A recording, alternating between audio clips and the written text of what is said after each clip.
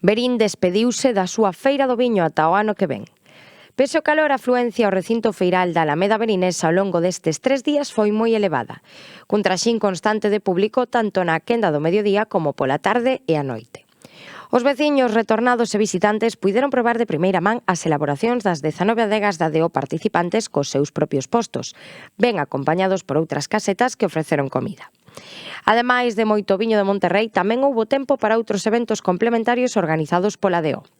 Así, o sábado e o domingo levaron a cabo na Alameda 3 catas comentadas por expertos enólogos e catadores, unha das cales contou tamén con produtos gastronómicos. Igualmente vibrante foi a programación cultural deseñada polo Concello, que atraeu a públicos diferentes pero igualmente entusiastas, os concertos de Mercedes Peón e Soul Teller. Onte pola noite tivo lugar o broche final coa actuación de Quinquillada.